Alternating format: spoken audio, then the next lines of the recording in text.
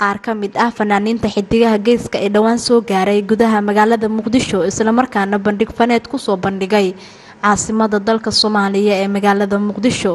ayaa maanta markii ay dib ugu laabteen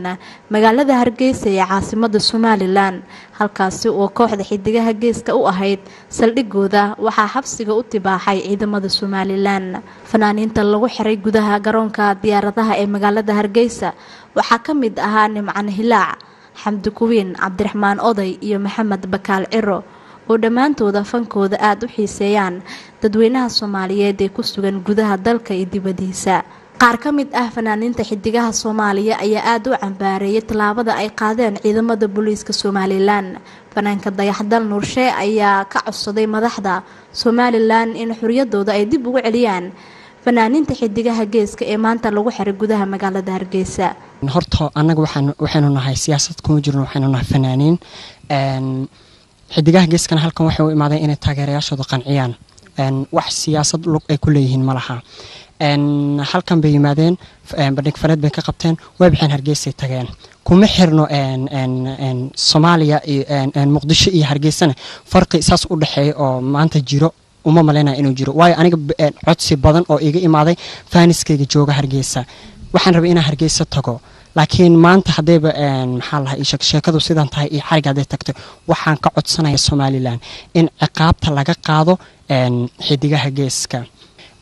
waxa kale saakay markaan saarayna diyaaradda shakhsiyaad aan anaga garanayno oo Muqdisho ka baxo u socday Hargeysa ayaa jiray oo ahaa marka ayaga maxay ka duwan yihiin rakaabkaas u socda Hargeysa taageerayaasha kooxda xidigaha geeska ee ku sugan magaalada Muqdisho ayaa dhankooda dalbaday in fanka Soomaaliyeed aan la siyaasadeenin runtii waa ku faraxsanay inay Muqdisho yimaadaan fanskooda ay qanciyaan sida ay fan kale ay ku soo bandhigeen Nairobi Jigjigo Djibouti ilaa iyo Dubai qaar kamid ay tageen kullina ay u tagayeen dad Soomaali ah oo dhageysta heesahooda ku enjoy gareeya codadkooda jecel taageero ah ay u tagayeen waxaan ka codsanayaa dadka waxay ahaayeen fanaaniin fanka iyo siyaasadana waa in la kala fogaa sidaas bana siyaasad waa siyaasad fanna waa fan fankana xuduud ma laha sidiisa banaanba waa dad nabadda jecel fanka mar walba ayagaa nabadda dhaliya in ay yacni midabta kor gooni loo suubsado maxaad Muqdisho u tagteen sida hadalku u dhacay hadda in lagu xiro qofta waa qalad baan u arkaa waanan cabaareynaa haddii aynu nahay taageerayaasha anigoo ku hadlaya codkooda meel walbay joogaan waxaan leenahay si bilaa shuruud la'aan hal la soo deeyay Xaaji Maxamed Universal TV Muqdisho